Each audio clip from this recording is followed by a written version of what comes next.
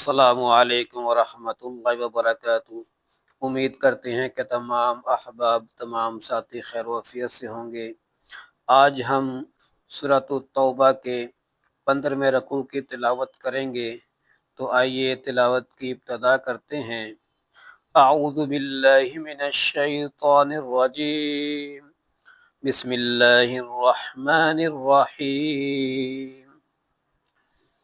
يا أيها الذين آمنوا اتقوا الله وكونوا مع الصادقين. ما كان لأهل المدينة ومن حولهم من الأعراب أن يتخلفوا عن رسول الله ولا يرغبوا بأنفسهم عن نفسه، ذلك بأنهم لا يصيبهم ظمأ ولا نصب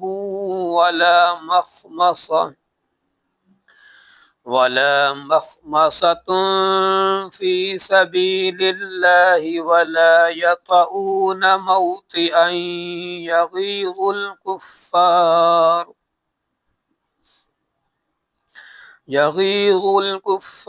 ولا ينالون من عدو نيلا إلا كتب لهم به عمل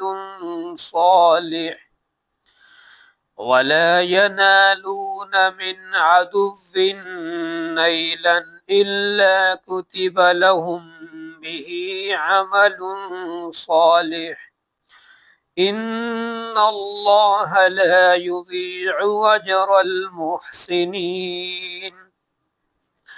ولا ينفقون نفقة صغيرة ولا كبيرة ولا يقطعون واديا إلا كتب لهم ليجزيهم الله أحسن ما كانوا يعملون.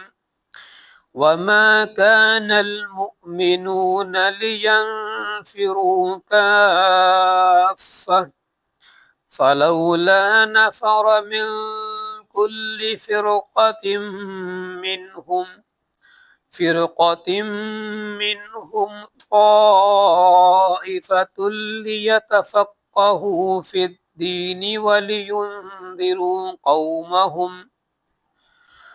قومهم إذا رجعوا إليهم لعلهم يحذرون.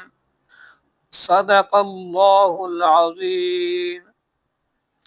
یہاں تک ہمارے سورۃ التوبہ کے 15 رکوع مکمل ہو چکے ہیں، تو تمام ساتھی، تمام احباب قرآن کریم کو یاد کرنے کے لیے، اپنا تلفظ درست کرنے کے لیے کوشش کیا کریں کہ ان آیتوں کی 3-4 مرتبہ تلاوت کر لیا کریں، تاکہ قرآن کریم ہمارا اچھا ہو جائے اور ہمارا تلفظ صحیح ہو جائے۔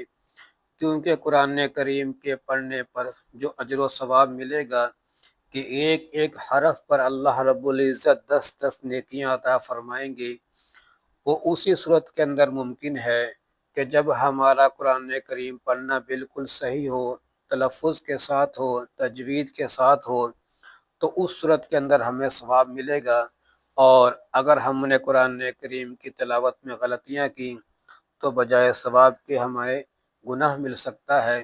اس لیے اس چیز کا اہتمام کریں کہ قرآن پاک صحیح تلاوت کریں۔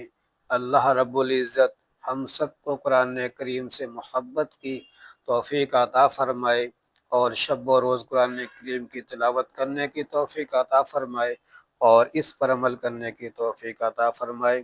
وعلیکم السلام ورحمۃ اللہ وبرکاتہ۔